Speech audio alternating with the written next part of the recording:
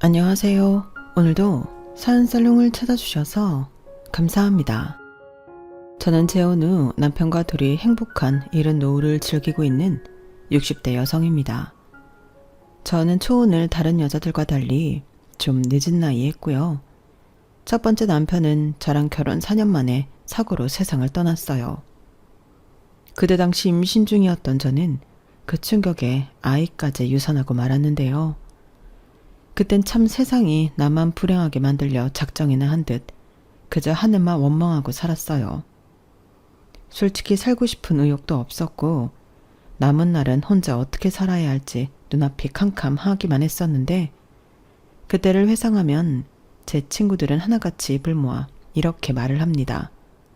그때 너는 그때 숨만 붙어있지 산 사람은 아니었지.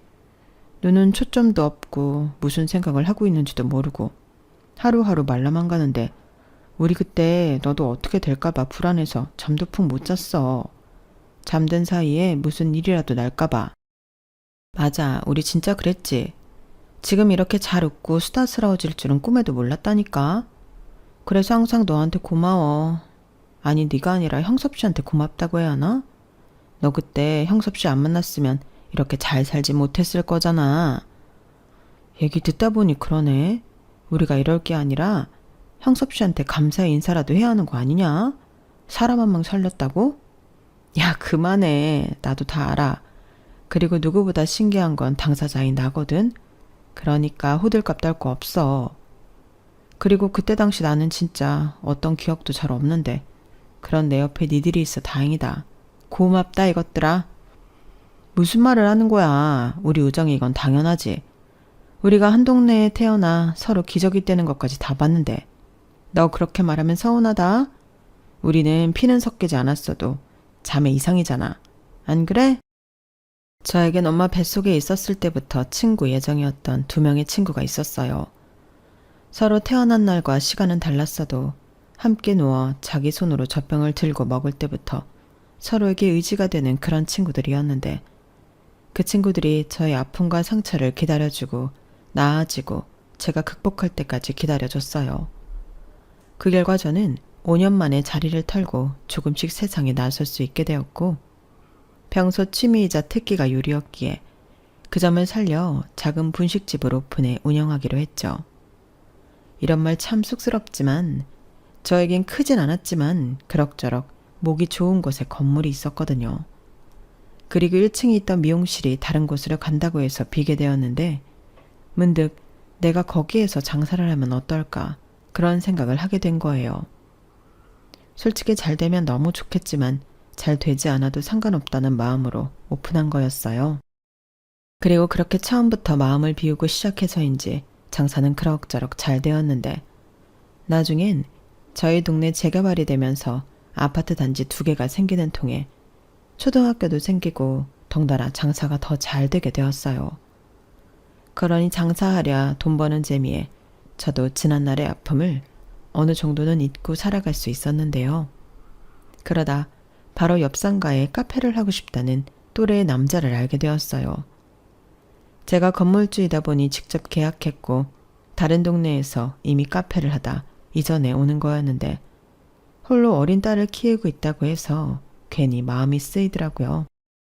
그리고 아무래도 건물주가 자기 카페 옆에서 분식집을 하고 있다는 게 꽤나 의식이 되었는지 종종 저에게 커피도 공짜로 챙겨주고 케이크나 쿠키 같은 디저트 상품도 맛 좀 보라며 가져다 주곤 했는데 직접 원두를 로스팅한다는 커피는 말할 것도 없었고 케이크나 쿠키도 너무 맛있었어요. 특히 케이크와 쿠키를 직접 굽는다고 해서 깜짝 놀랐는데 그 맛이 제가 먹어본 케이크와 쿠키 중에 단연 1등이었어요. 그리고 선입견인지 모르지만 이런 남자가 어떻게 잘하지? 이런 걸 신기하기만 했는데 저도 얻어먹기만 하면서 가만히 있을 수는 없었죠. 김밥, 떡볶이, 튀김 같은 걸 저도 자주 갖다 주곤 했는데 그렇게 오고 가는 음식 속에서 친분이 싹 텄어요. 처음엔 건물주와 세입자라 어색하기 짝이 없었는데 나이가 비슷해서인지 그런 어색함도 오래가진 않았어요. 게다가 그 남자한테 딸인 유경이가 있다 보니 저는 유경이 때문에 제가 더 관심을 갖게 되었어요. 그리고 아니나 달라 엄마 손이 많이 필요했던 유경이는 모르는 주인 아줌마 손이라도 빌릴 일이 많았는데, 특히 유경이가 초경이 빨리 와서 애는 물론이고 애 아빠까지 어쩔 줄 몰라 하던 날이 있었어요. 그때 유경이는 초등학교 4학년이었는데 제 친구한테 물어보니 뭐? 4학년인데 벌써? 라고 놀라더라고요. 하지만 한편으로 저는 그게 놀라기만 할 일은 아니라고 생각해 당황한 유경이를 제 집에 데려와 생리대도 사주고 위생 속옷도 사주고 나름 설명도 열심히 했는데요. 그때 빼놓지 않고 장미꽃도 사와 유경아, 여자가 된 걸 축하해. 이제 유경이는 자기 몸을 소중하게 생각해야 해. 이거 아줌마가 혹시 몰라서 산 책인데 만화로 되어 있으니까 유경이가 읽고 유경이한테 일어난 변화에 대해 긍정적으로 생각했으면 좋겠다.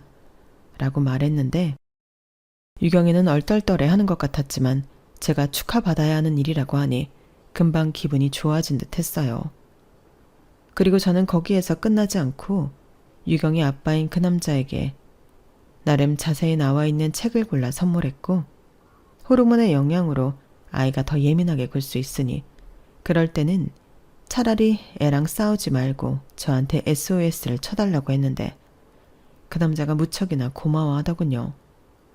그러면서 그 남자가 하는 말이 이런 날이 언제고 올 거라고 마음의 준비는 늘 하고 있었다고 했는데, 정말로 현실로 다가오니 마음의 준비는 아무 소용이 없었다고 했는데, 그 풀죽은 얼굴을 보니 저는 속으로 이 남자도 아직은 해내 라는 생각이 들어 훗 하고 튀어나오는 웃음을 겨우 참았어요. 그리고 그렇게 저는 그 부녀의 사이에 들어가게 되었고, 신기하게도 그 남자의 분신이라는 유경이는 생판 상관도 없는 저에게 참 바르고 착한 아이였어요. 정말이지 나무랄 것이 하나도 없었죠. 오죽하면 속으로 나한테도 유경이 같은 딸이 있었으면 얼마나 좋을까?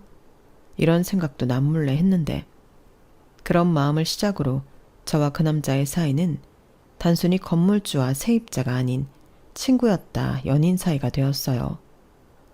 서로 왕래도 자주 했고 가게를 닫고 둘이 치맥도 하고 심야 영화도 보면서 나름 우리만의 데이트를 즐겼는데요. 주말엔 유경이까지 함께 놀이동산도 가고 동물원도 가고 때론 1박 2일 여행도 다녀오면서 마치 가족이라도 된 듯 저는 새로운 감정에 어린 아이처럼 들떠 있었어요. 그러면서 서로 더 신중하고 진중하게 서로에 대해 알아가려 했는데, 일단 그 남자는 전 부인은 바람이 나서 이혼하게 되었다고 저에게 고백을 했죠. 얼마나 대단한 바람을 피웠는지 동창회에 나갔다가 첫사랑을 만나 다시금 불같은 사랑을 하게 되었다고 했고, 그 남자가 서슴찮게 동네에 나타나면서 동네의 전 부인이 외도 중이라는 걸 모르는 리가 없었다고 했어요.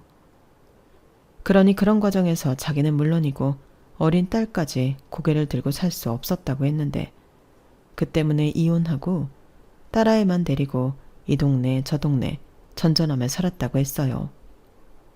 그러면서 딸아이가 초등학교에 들어갈 즈음부터는 정착을 해야겠다 마음을 먹고 제 건물에 카페를 열게 되었다고 했는데, 저 역시 그 남자한테 제 이야기를 모두 털어놨어요.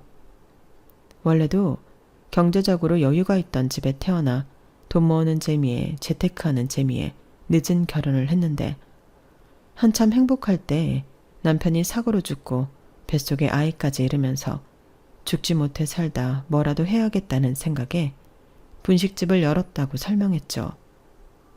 거기에 건물도 제가 가지고 있던 돈과 남편 사망 보험금으로 가족들이 나서서 매매를 했음을 얘기했는데, 와, 그래도 가족들이 대단하시네요.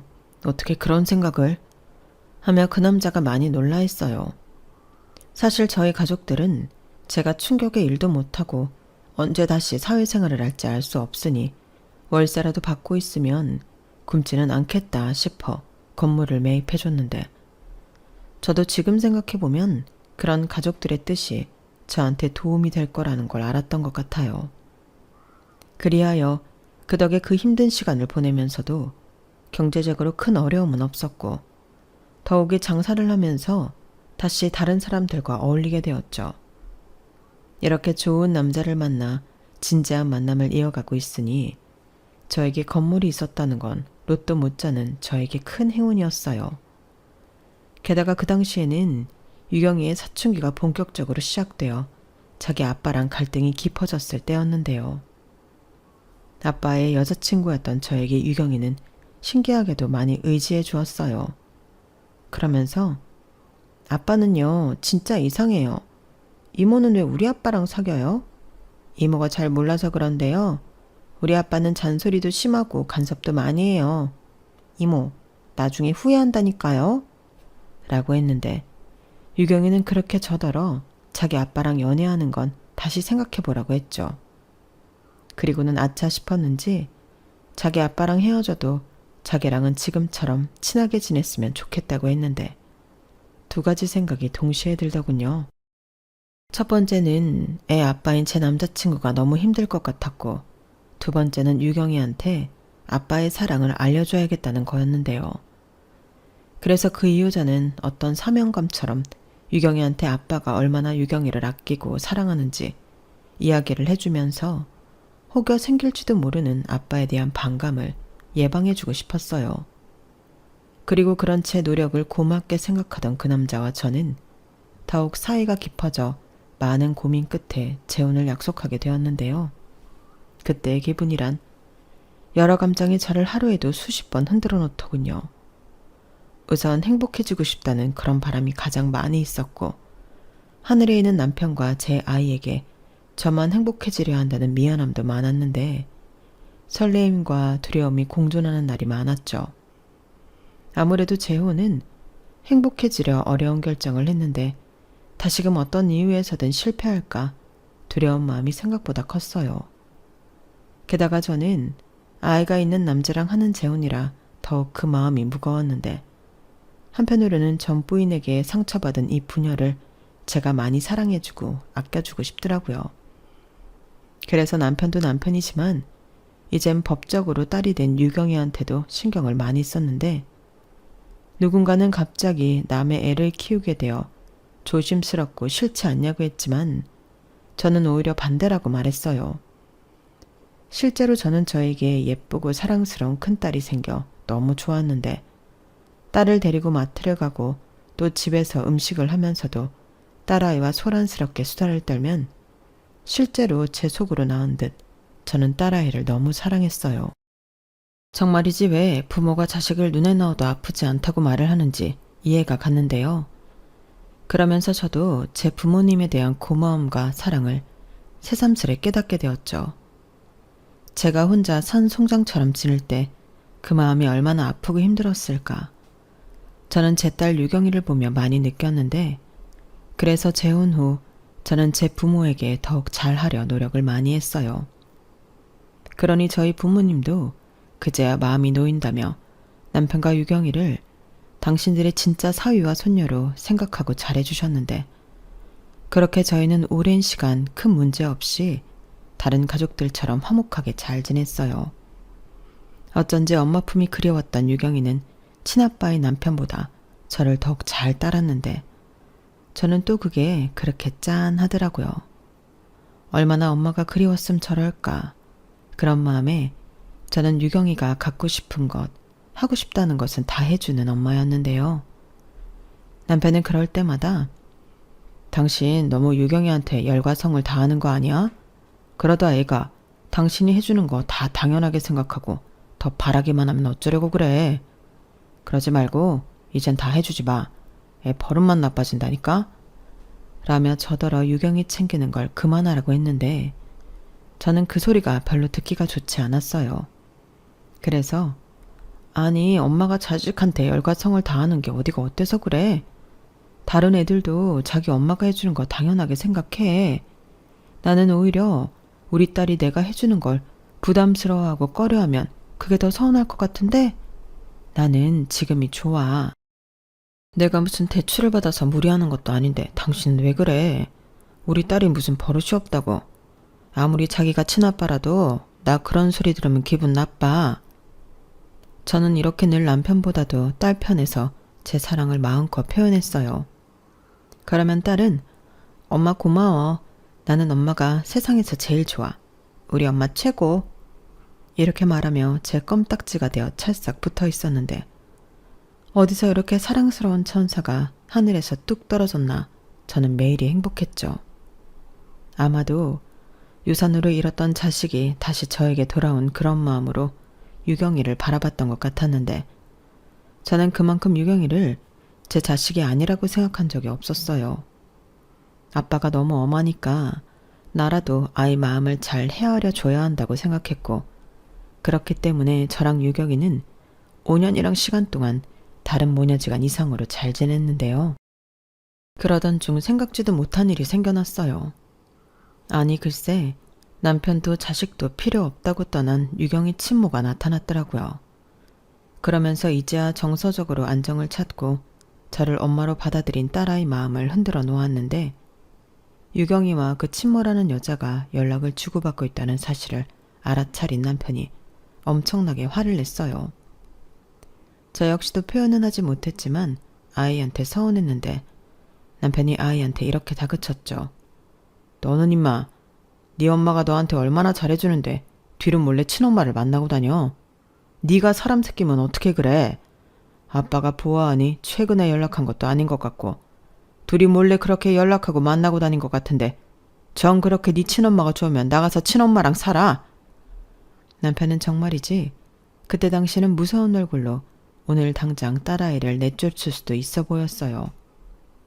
그리고 딸은 아니라고 자기도 어쩔 수 없이 만난 거라고 울면서 제 등 뒤에 숨었는데 제 허리를 꼭 쥐는 그 손을 느끼며 그래 애가 무슨 죄가 있어 애 엄마가 나쁘지 라고 생각했는데요.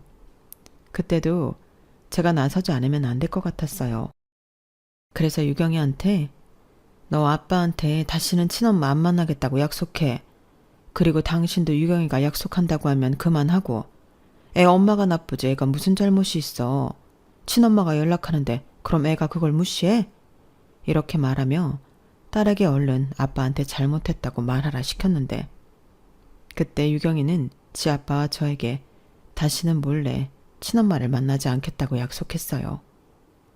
그리고 다음날 아침에 일어나 보니 자기 딴에는 저한테 미안한 마음이 컸었는지 딸아이는 예쁜 편지 봉투에 잘못했다고 자기한테 진짜 엄마는 저라는 내용의 정성스러운 편지를 써놓기도 했는데 아침 대바람부터 그 편지를 읽고 저는 식구들이 깰까봐 숨죽여 울었죠. 그때 당시만 해도 저는 저와 딸아이가 같은 마음이라고 생각했는데 훗날 뒤통수를 아주 세게 얻어맞을 줄은 몰랐어요.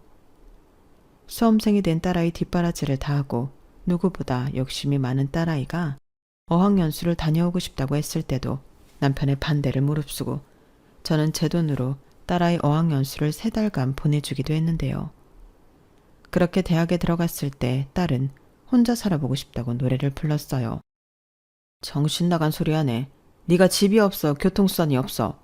무슨 돈도 안 버는 학생이 독립을 하겠다는 건데 정 그렇게 독립하고 싶으면 네 돈으로 나가 살아. 아빠는 정말 말이 안 통해. 학교랑 우리 집이 버스 타고 지하철 타고 1시간은 걸리는데 아침이면 얼마나 힘든 줄 알아?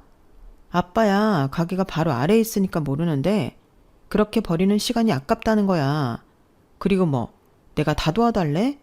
집만 얻어주면 생활비는 내가 알바해서 해결한다고.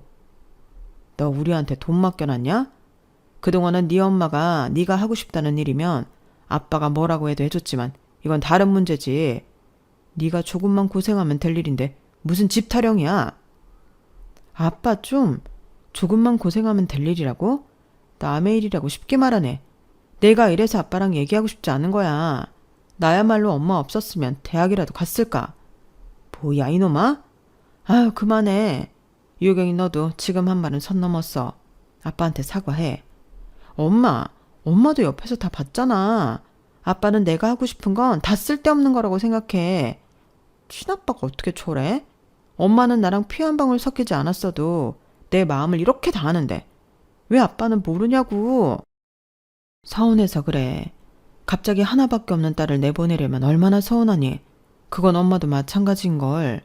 너 내보내면 이 집에 엄마랑 아빠 둘만 있는데 엄마도 당연히 싫지. 엄마까지 그러는 거야? 그래, 나도 엄마랑 떨어져 지내는 거 생각만 해도 서운하고 그래. 근데 그렇다고 우리가 영영 같이 살아? 엄마, 내가 진짜 열심히 할게.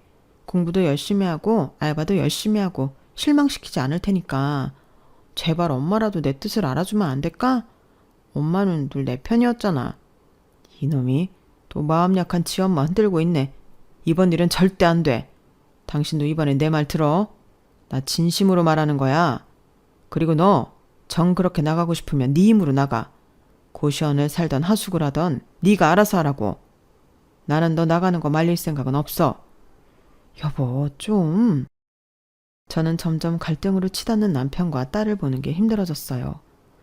그리고 혼자 고민을 한 끝에 일단은 남편 몰래 딸아이가 지낼 안전한 거처를 알아봐야겠다 생각했는데 남편도 하도 그 일엔 완강해서 솔직히 느꼈을 때를 생각하면 좀 무섭긴 했어요.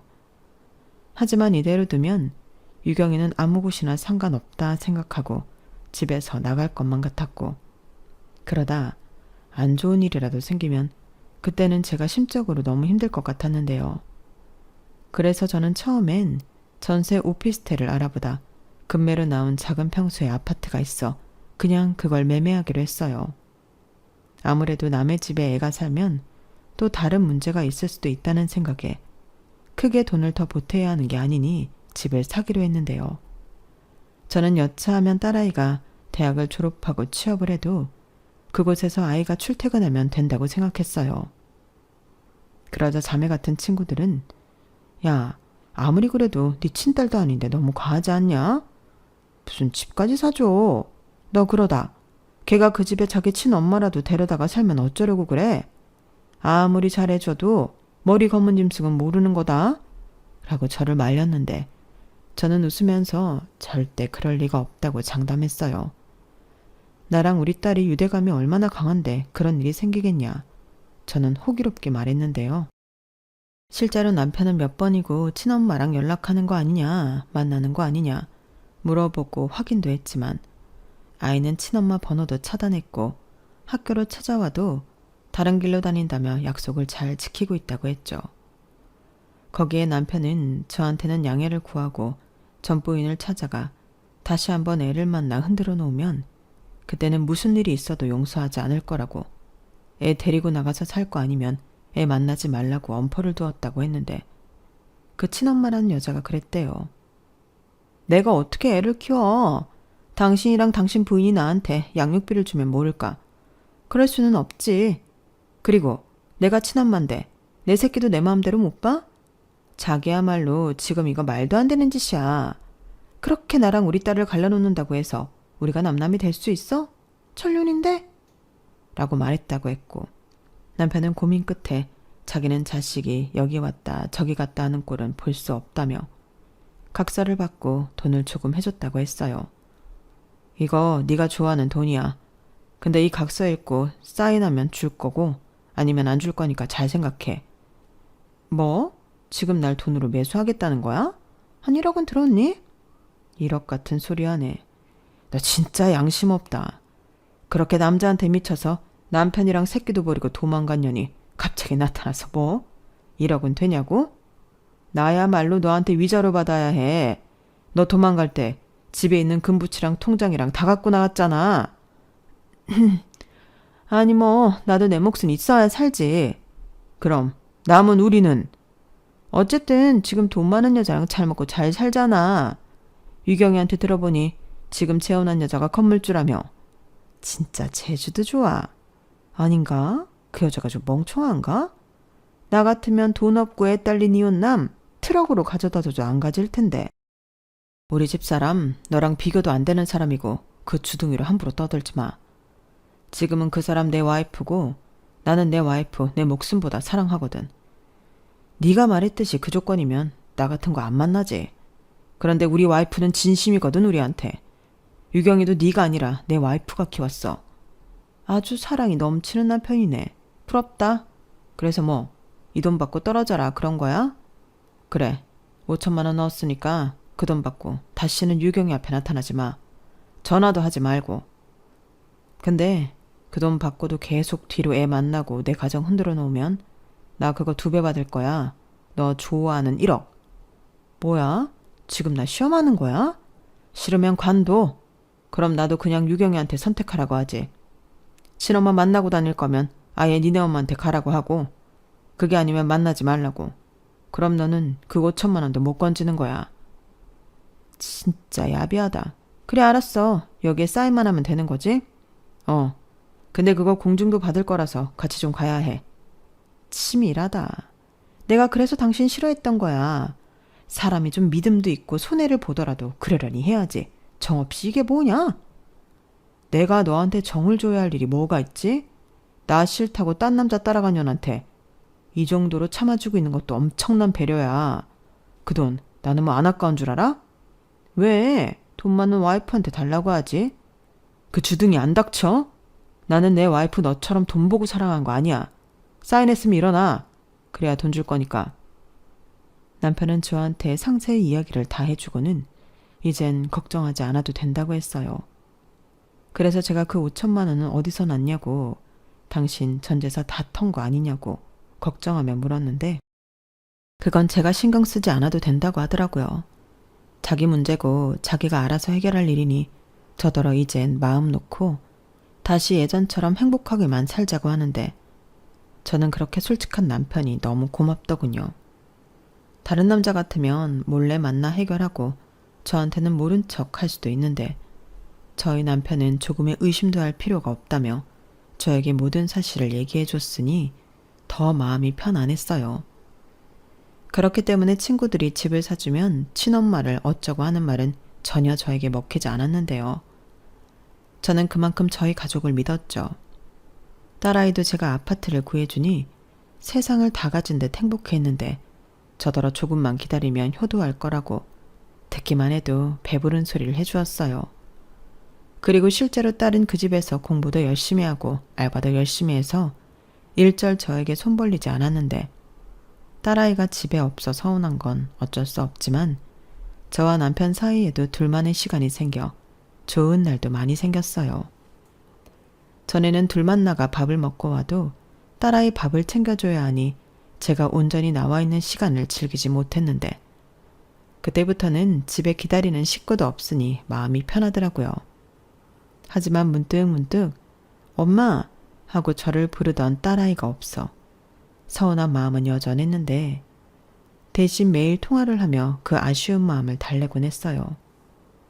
그렇게 대학을 졸업하고 직장을 다니던 딸아이였는데, 취업을 하고 3년인가 있다가 결혼하고 싶은 남자가 있다며 저와 남편을 깜짝 놀라게 하더군요.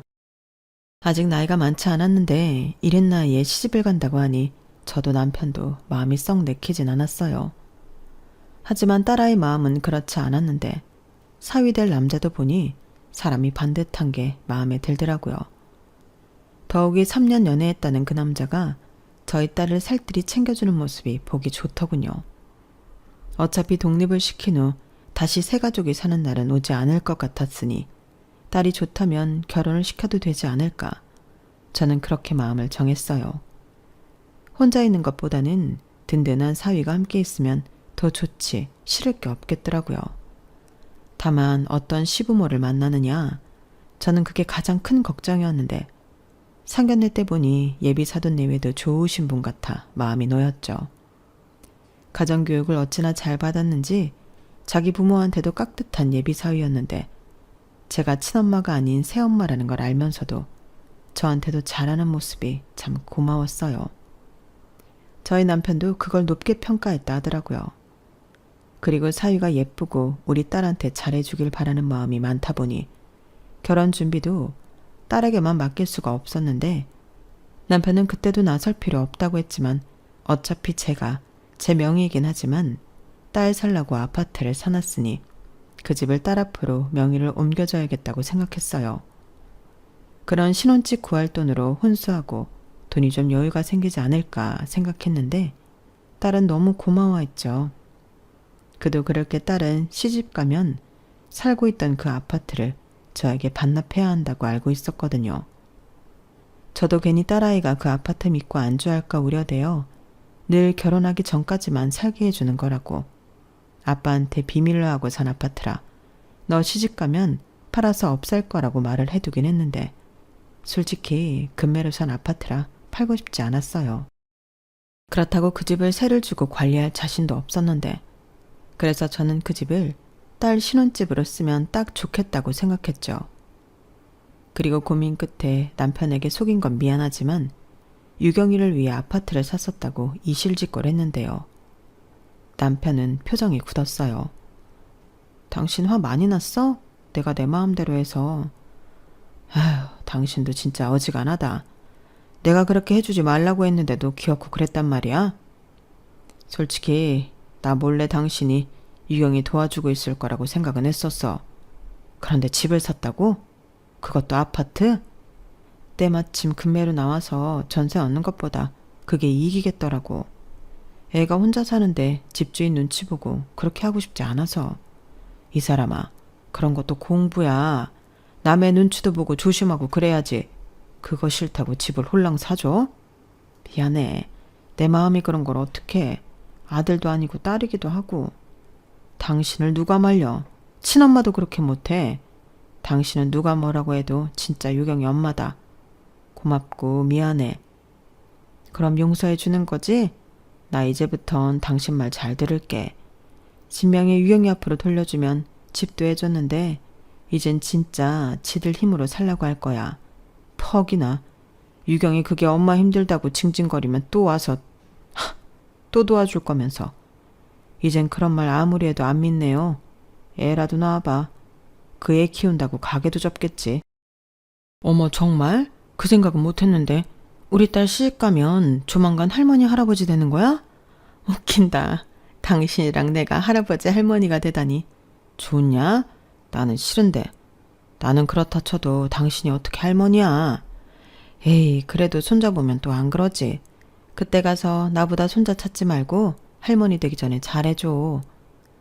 남편은 걱정했던 것과 달리 제가 오랜 시간 자기랑 약속을 어겼다는 사실에도 크게 화를 내지 않았어요.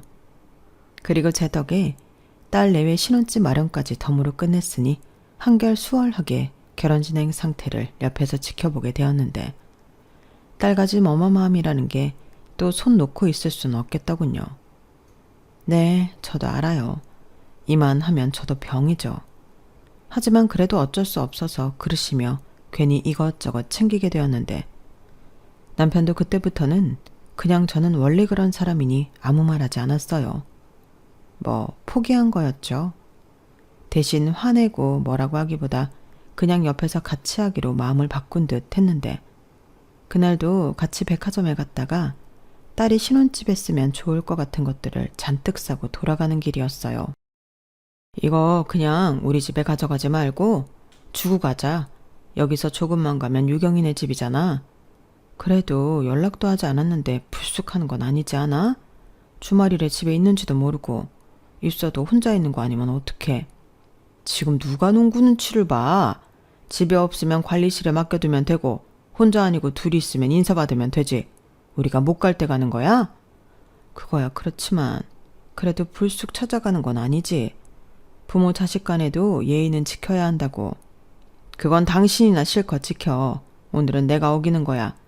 이것들 죄다 집에 가져다 놓으면 신경도 쓰이고 이거 애들이 가지러 오면 또 애들 대접도 해야 하는 거잖아. 무슨 자식이 오는데 대접이야. 누가 보면 당신 친아빠 아닌 줄 알겠어. 그래, 그렇게 보라고 해. 난 당신만 안 힘들면 돼. 괜히 이것도 가지러 온다고 하면 장 봐서 하루 종일 음식만 할 거잖아. 나는 내 마누라 힘든 게 제일 싫으네요. 정말 못 말려. 이걸 내가 좋아해야 하는 거지? 아무튼 그럼 오늘만이야. 그렇게 저희 부부는 차를 딸의 집으로 방향을 바꿨어요.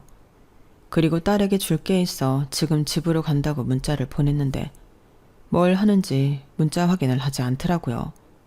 혹시 피곤해 낮잠이라도 자나? 그런 생각도 들었지만 남편은 자식 눈치 보고 사는 게 제일 한심한 짓이라며 이렇게 한 번씩 부시해 가는 것도 괜찮다고 하더군요. 대신 결혼을 하면 그때는 일절 가지 않을 거라고 했는데요. 이 남자도 참 별난 사람이었어요. 그렇게 순식간에 저희는 딸 집에 도착했고 저는 딸 얼굴 본 생각에 신나서 초인종을 눌렀는데 아니, 그 집에서 모르는 제 또래의 여자가 문을 열더군요. 그러고는 누구세요? 라고 하는데 저는 당황해서 아무 말도 하지 못했어요. 그런데 뒤늦게 제 뒤를 따라온 남편이 그 여자를 보고 사색이 되었고 그 여자도 당황하며 재빨리 현관문을 닫으려 했는데 남편이 잽싸게 그걸 막더군요. 그리고는 불같이 화를 냈는데 그때 저는 그 여자의 정체를 알아차렸답니다. 딸의 친엄마, 남편의 전부인이었죠. 그리고 남편의 힘에 못 이긴 그 여자는 현관문을 두고 도망치듯 방으로 들어갔는데 남편을 따라 들어간 집 안은 누가 봐도 딸아이가 혼자 사는 집이 아니었어요. 그리고 뒤늦게 제가 보낸 문자를 봤는지 딸에게 전화가 걸려왔고 남편은 그걸 보더니 제 손에서 핸드폰을 빼서 전화를 받더군요. 그러고는 너 이놈의 기집애 지금 어디야? 너 당장 안 튀어와? 어디 감히 간도 크게 이런 짓을 벌여? 라고 천둥치듯 화를 냈는데 딸과 예비 사이가 근처에 있긴 했는지 정말 금방 집으로 돌아왔어요. 그리고 딸의 목소리가 들리자 방으로 도망가 문을 잠근 그 여자도 살금살금 기어나왔는데 그렇게 5명이 거실에 앉아 희한한 풍경을 만들었죠. 솔직히 그때는 제가 아무리 딸을 제 친딸 이상으로 생각하고 사랑한다고 해도 마음이 좋지 않았어요. 배신감이 그런 사랑도 덮어버리더라고요. 딸은 저에게 미안하기도 하고 자기 좀 도와달라고 눈빛을 자꾸만 보냈는데 저는 그 눈을 외면했어요. 어떻게 나한테 그럴 수 있나. 딸이 제일 밉고 서운했거든요. 그런데 좀 전에는 어쩔 줄 몰라 하고 도망치던 딸의 친엄마인 그 여자는 한순간 얼굴색을 바꿨는데요. 진짜 왜 이렇게 예민하게 굴어? 내가 여기 있는 게 그렇게 이상해? 애가 혼자 있으니까 엄마인 내가 걱정이 돼서 같이 있었어. 그게 그렇게 잘못이야?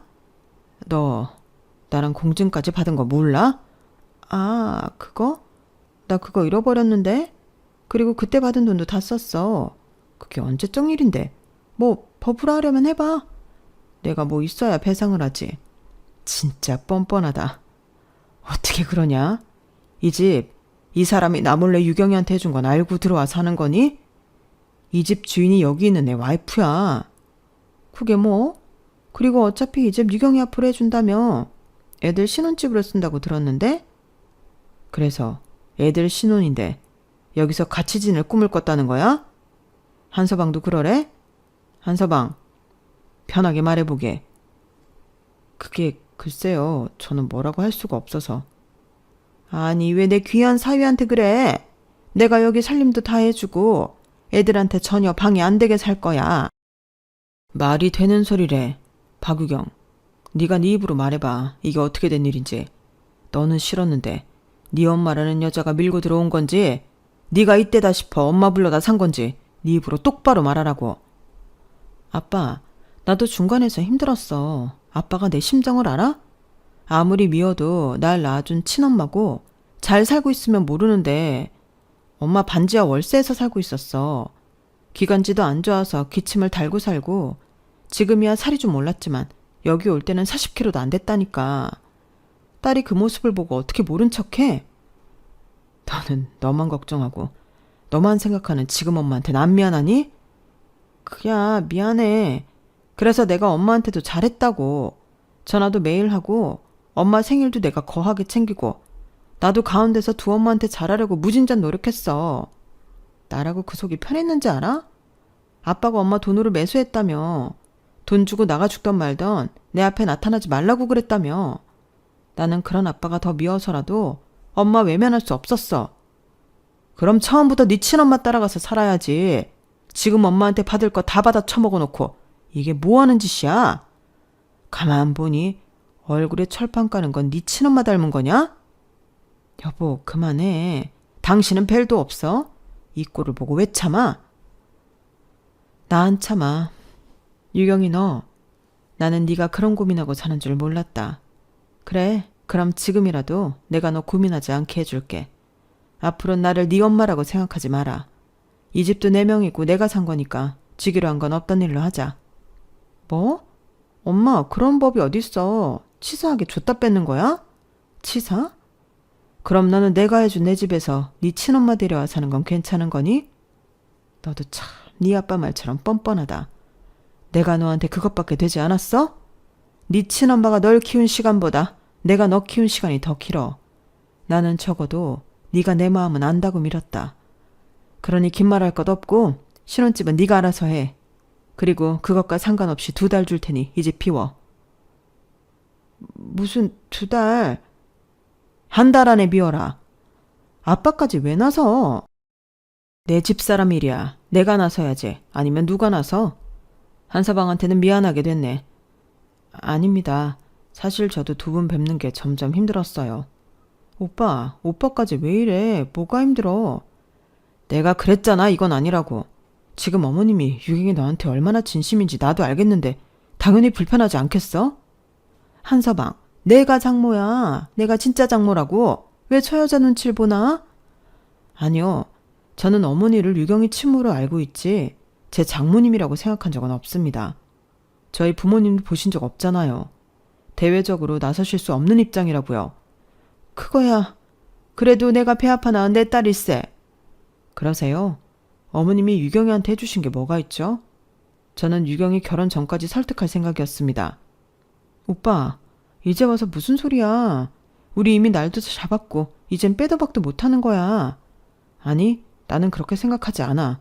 얼마든지 그만둘 수 있어. 그러니 선택해. 나는 유경이 너 친엄마까지 장모님으로 인정하고 지낼 수는 없어. 그럼 뭐 나랑 파혼이라도 하겠다는 거야? 장모님이 지금 말씀하셨잖아. 장모님이랑 유경이 너 남남되는 거 아니야? 나는 있잖아. 결혼 허락 받으러 갈 때 장모님 보고 유경이 너랑 결혼해도 되겠다고 생각했어. 무슨 말이야. 이미 우리 집에 갈 때부터 나랑 결혼하기로 했는데. 그래, 그랬지. 그래서 허락받으러 인사 간 거잖아. 그런데 인사 갔는데 장인 장모 되실 분이 내 생각이 아니라는 생각이 들면 그 결혼을 내가 하겠다고 했겠니? 멀리 볼 것도 없어. 미안한 말이지만 오늘 보니 나는 이 결혼하면 안 될 것 같다. 오빠, 미안해. 저기 아버님 어머님 죄송합니다. 예비사위는 그렇게 정중하게 인사를 하고 먼저 자리에서 일어났어요. 그리고 저 역시 이미 제 마음을 모두 이야기했기에 더는 그곳에 있을 필요가 없었는데 나가는 길에 집도 부동산에 내놓겠다고 말했죠. 그러자 딸아이도 그렇고 딸의 친엄마도 저더러 너무한다고 했는데 그 말을 듣는데 기가 막혔어요. 여기서 너무한 사람들이 누군데 저런 말을 내 앞에서 감히 할 수 있는 건지 속에서 천불이 올라왔는데 계속 거기 있다가는 제정신이 아닐 것 같더라고요. 그래서 뒷일은 남편에게 맡기고 저는 먼저 그 집을 나갔는데 남편이 그 딸아이에게 말했어요. 지금부터 엄마한테 받은 거 계산해서 저한테 갚으라고요. 너 방금 들었지? 이젠 네 엄마가 너랑 엄마 딸 안 한다고 하잖아. 그럼 그동안 남의 도움 받으며 공부하고 여태 편하게 산 거지? 그거 갚어. 그리고 너도 내가 공중받은 거 토대로 소송할 거니까 그런 줄 알고. 집불 하나도 없어서 괜찮다고? 그래, 계속 버텨봐. 그렇게 버티다 보면 그 빚도 결국엔 유경이 제가 갚아야 될 거야. 뭐? 아빠, 진짜 가족끼리 왜 이래? 가족? 아빠는 계속 말했는데 너야말로 왜 내 말을 안 듣니? 이젠 유일하게 네 편 들고 지원해주는 사람도 사라졌는데 평생 네 친엄마랑 재미나게 잘 살아봐라. 아빤 내 와이프만 있으면 상관없어. 여보, 진짜 왜 그래? 우리가 원래 이렇게 가족이잖아. 훅 키고 있네. 누가 너랑 가족이야? 그래, 내가 다른 남자한테 간 거 미안해. 집에 있는 돈 될 만한 거 다 들고 나가서 미안해. 근데 나도 반성 많이 했고 고생도 많이 했어. 당신한테 돌아가고 싶은데 당신이 재혼을 해서 내가 얼마나 가슴이 아팠는지 알아? 그래서 사실 더 심통 부린 거야. 그러지 말고 그 여자한테 위자료 뜯어서 이혼하고 우리 옛날처럼 새 식구 같이 살자. 박우경, 들었니? 너 낳아준 네 엄마라는 여자가 저런 여자야. 나는 싫어. 나는 지금 내 와이프 사랑해. 그리고 내 와이프 아프게 하는 것들은 그게 어떤 자식 새끼라도 용서하지 않아.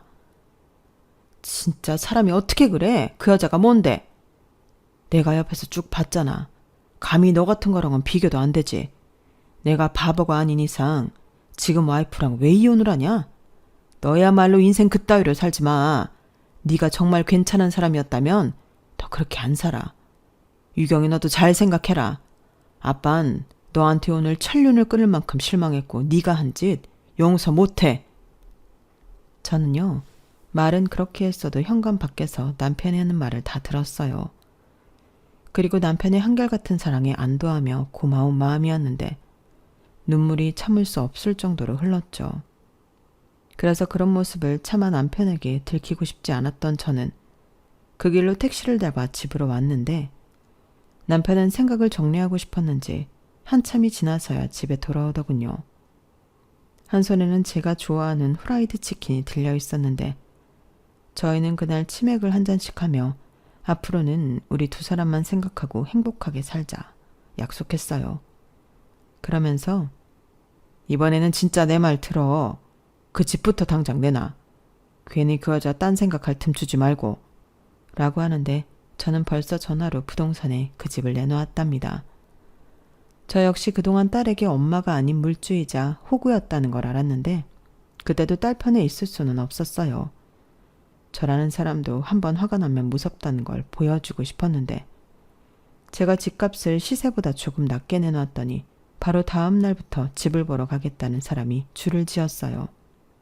그런데 집 안에 있는 그 여자가 문을 열어주지 않는다고 하더라고요.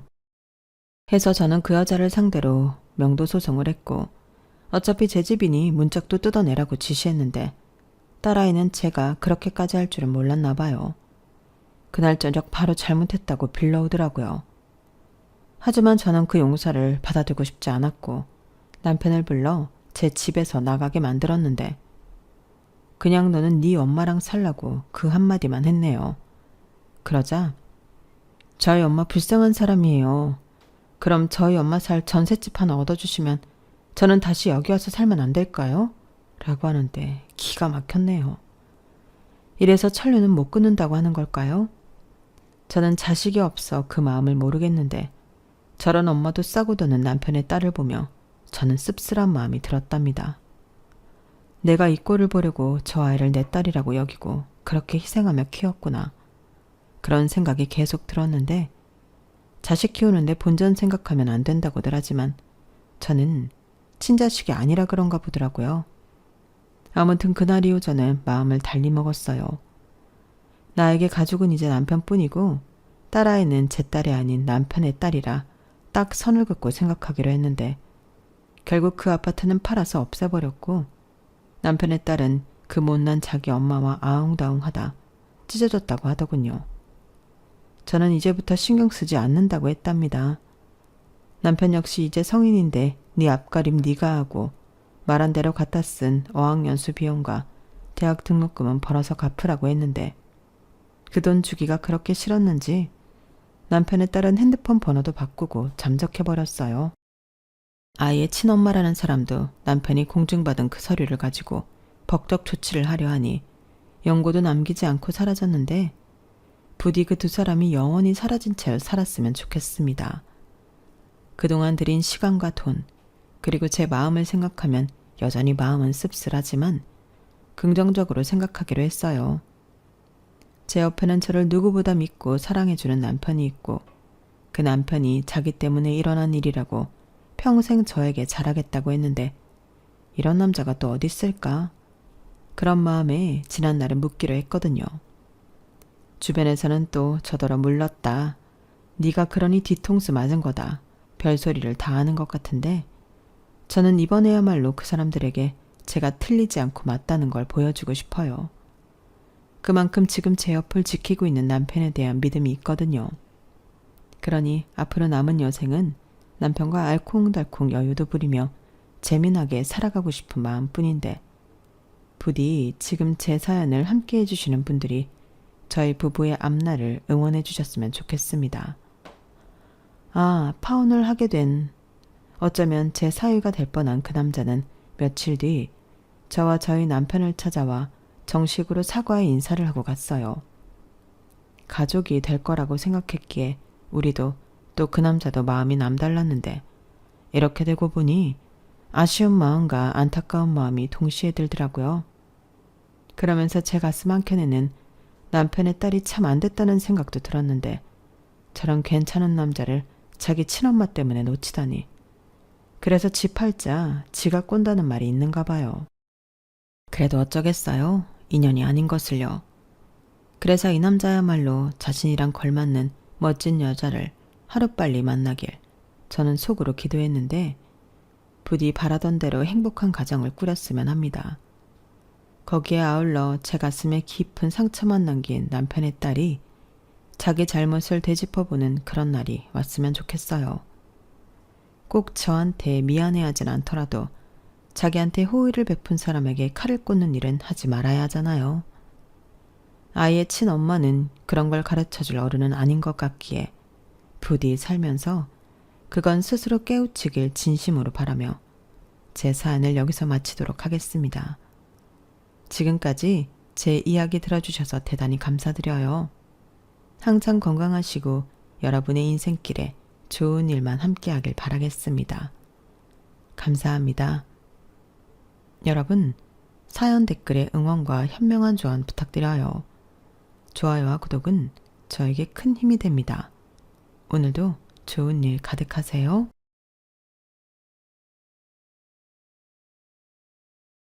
안녕하세요. 오늘도 사연 살롱을 찾아주셔서 감사합니다. 저는 현재 남편과 이혼 후 친정엄마와 합쳐 초등학교에 다니는 딸과 함께 살고 있는 30대 후반 여성입니다. 어쩌다 보니 여자 셋, 그것도 3대 모녀가 함께 살게 되었는데요. 요즘 저희 엄마 얼굴에는 매일같이 웃음꽃이 만발합니다. 사실 제가 결혼하기 전만 해도 엄마와 시간을 많이 못 보냈거든요. 저는 어릴 때부터 엄마가 이혼해 홀엄마 밑에서 자랐거든요. 아빠는 어렸던 제 기억에 술도 좋아하고 여자도 좋아해 엄마 속을 허구한 날 새까맣게 태웠는데 이렇게 살다가는 제 명에 못 살 것 같다고 이혼하셨어요. 그리고 아빠는 얼씨구나 잘됐다 하듯 저라는 혹까지 붙여 집에서 내쫓아버렸다고 하는데요. 적반하장으로 그게 아빠가 순순하게 이혼해주는 조건이었대요. 당시 저희 엄마는 직업이 따로 있는 사람도 아니었는데 정말 땡전 한 푼도 없이 어린 딸을 데리고 그 집에서 쫓겨났다고 하더라고요. 아니, 보통 이혼을 하게 되면 유책 배우자가 위자료도 주고 양육비도 줘야 하는데 아빠는 한 푼도 줄 수 없다고 딱 잡아댔다고 하더군요. 그리고 엄마는 더럽고 치사해서 돈 달라고 매달리지도 않았다고 했는데요. 그만큼 이혼하고 싶은 마음이 더 컸기에 그냥 없으면 말지 그런 심정으로 저에게 외가인 당신 친정으로 가셨다고 했어요. 그런데 그때만 해도 워낙 옛날 사고방식의 사람들이 많을 때라 외할머니는 매정하게도 이혼하고 돌아온 당신 딸을 받아주지 않았어요. 시집 갔으면 죽어도 그 집 귀신이야. 어디 이혼을 해서 친정으로 새끼 데리고 기어와. 나는 너 못 받아줘. 시집 갔으면 그만이지. 너는 출가 외인이야. 나한테는 남이라고. 그러니까 네 서방 찾아가서 이혼 다시 모르고 코 박고 조용히 살아. 알겠어? 안 가고 뭐해? 빨리 정서방한테 가서 받아달라고 빌어. 생각해보면 외할머니는 그런 사람이었어요. 아들과 딸을 철저히 차별하고 시집 보낸 딸은 명절에도 올 필요 없다며 선을 그으셨는데 엄마는 외할머니 성격을 모르는 것도 아니면서 지푸라기라도 잡고 싶은 심정으로 외갓집을 가셨다고 했어요. 하지만 문전박대도 모자라 저런 모진 말까지 들었으니 그 상처가 어마어마했고 어렸던 저는 그날 엄마가 엄청나게 울었다는 것만 기억할 뿐입니다. 결국 저희 모녀는 엄마의 바로 위인 이모 집으로 갔어요. 그리고 딱 하루만 신세를 지고 이모가 빌려준 단돈 100만 원을 가지고 서울로 올라왔는데요. 아마 그때부터였을 거예요. 엄마가 아주 독한 사람이 되었거든요. 어렸던 저는 엄마 얼굴을 보는 게 쉽지 않았어요. 분명 상에 차려진 밥이나 제가 쓸 용돈을 보면 엄마가 집에 다녀간 것은 맞는데 도대체 잠은 언제 자는 건지 어렸던 저는 늘 엄마 걱정을 하고 살아야만 했네요. 그리고 그런 독한 마음으로 버틴 엄마는 보험을 팔며 그 진가를 발휘했는데요. 매달 보험왕은 늘 저희 엄마 차지였어요. 하지만 그때는 보험에 대한 인식이 많이 좋지 못할 때라 엄마를 무시하는 사람들도 많았는데 엄마는 늘 이렇게 말씀하셨죠. 엄마는 엄마를 싫어하는 사람은 하나도 안 무서워. 대신 돈이랑 우리 딸은 무섭지? 돈 없어서 우리 딸 굶기고 공부 못 시킬까 무섭고 우리 딸이 엄마 마음 몰라주고 엇나갈까 무섭고 엄마는 그거 2개 빼면 하나도 안 무서워. 이렇게 말씀하셨는데 저는 어렸지만 철이 빨리 들어 그런지 엄마 마음이 훤히 다 보였어요. 그래서 사춘기 방황도 모르고 열심히 공부하고 집안일하며 나름 모범생으로 살았는데요. 마음 같아서는 공부도 잘해서 고생하는 엄마를 기쁘게 해주고 싶었지만 그건 현실적으로 쉽지 않더군요. 열심히 하는데 잘 되지 않았거든요. 그리고 엄마도 일하느라 제 공부에는 신경을 많이 못 써줬는데 그건 당신 탓도 있다고 생각하셨는지 제가 공부를 잘하는지 못하는 것에는 단 한 번도 뭐라고 하신 적이 없었어요. 오히려 사람들이 어떻게 다 공부를 잘하겠니? 우리 딸은 우리 딸이 잘하는 걸 찾으면 돼. 기죽을 필요 없다니까? 이렇게 항상 저한테 괜찮다고 해줬는데 그 말이 참 고마웠어요. 제 친구 엄마들은 전부 공부 못하는 자식은 필요 없다고 공부 잔소리를 한다고 했거든요. 그래서 제 친구들은 공부를 못해도 괜찮다고 해주는 저희 엄마를 부러워하며 저한테도 좋겠다는 말을 자주 했는데 저는 그 말이 좋진 않았어요. 저도 공부를 잘해서 괜찮다는 말이 아닌 잘했다, 우리 딸 최고다 그런 말이 듣고 싶었는데 그래서 성적이 별로 나오지 않아도 엉덩이 힘으로 무식하게 공부를 했죠. 그리고 그런 무식한 방법이 아주 틀리진 않았는지 명문대는 아니어도 서울에 있는 4년대 대학에는 입학할 수 있었는데요. 그날은 엄마와 외식도 하고 최고로 행복한 날이었어요. 비록 외식 후 엄마는 고객을 만나러 가야 한다며 급히 가셨지만 엄마가 저를 위해 열심히 일한다고 생각했기에 서운하지 않았죠. 그리고 혼자 고생하는 엄마를 위해서라도 저 역시 빨리 돈을 벌고 싶었어요. 이왕이면 저희 엄마 소원대로 책상 앞에서 컴퓨터 두드리며 편한 일을 하고 싶었죠. 대학 졸업 후 눈높이를 조금 낮춰 대기업은 포기하고 꽤 이름난 기업에 입사를 지원하니 제 전략이 효과가 있었어요. 그렇게 회사에 입사한 저는 월급을 받으며 사회인이 되었고 그렇게 열심히 일을 하다 남편을 소개로 만나게 되었어요. 이왕이면 비슷한 일을 하는 남자면 좋은데 남편은 일식당에서 일을 한다고 했고 처음에는 별 기대 없이 나간 자리였는데 사람이 괜찮더라고요. 남편과 제 첫 만남은 딱 그 정도였어요. 누가 먼저 홀딱 반해서 연애를 시작한 게 아니고 점점 가랑비에 옷 젖듯 가까워졌는데요. 기대가 없는 상대여서 그런 건지 어느덧 제 마음속에 남편이 자리하고 있었어요. 무엇보다 제가 이혼 가정에서 자랐다는 말을 들었을 때 남편은 금방이라도 울 것 같은 얼굴로 저더러 많이 외롭고 고생이 많았겠다며 속상해했는데 저런 착한 마음을 가진 남자라면 제 친구처럼 마누라 속을 뒤집지는 않을 것 같다는 막연한 생각이 들더라고요. 그리고 혼자 벌어 저를 대학 공부까지 다 시킨 저희 엄마를 대단하다고 입에 침이 마르도록 이야기했는데 그 부분도 좋았어요. 저 역시 뭐든 열심히 하는 엄마를 많이 좋아했고 한편으로는 존경했거든요. 그러면서 저 역시도 엄마처럼 열심히 일해 인정받고 싶다는 마음이 컸는데요. 그래서 일도 참 열심히 했어요. 남들보다 빨리 승진하고 싶었거든요. 그러다 20대 후반 남편과 결혼을 결심하게 되었고 그렇게 저는 엄마가 한 분 더 생기게 되었는데요. 툭 까놓고 제 엄마가 아닌 남편의 엄마는 제가 아는 그런 엄마가 아니었어요. 욕심도 많고 질투도 많고 세상에서 자기가 가장 돋보여야 하는 사람이었는데 그렇다 보니 시아버님 제 남편까지도 당신 손에 넣고 쥐락펴락 하고 싶어 하셨죠. 그리고 당신 아들은 물론이고 시아버님까지 저를 좋아하시는 통에 저는 빼박으로 시어머니 눈밖에 나고 말았는데요. 제가 이혼 과정에서 자랐다는 것이 아주 좋은 빌미가 되었죠. 그래도 당신 아들이 죽기 살기로 저랑 결혼을 하겠다고 하니 천하의 시어머니도 아들을 말릴 수는 없었는데요. 그렇게 저희는 상견례를 하게 되었어요. 그리고 저희 엄마를 면전에서 보게 된 시어머니는 또다시 시기 질투가 폭발하는 듯 보였는데 전에 남편한테 들은 얘기가 있었어요. 우리 엄마가 외할아버지가 그러셨는데 나이는 먹어도 철이 안 들었대.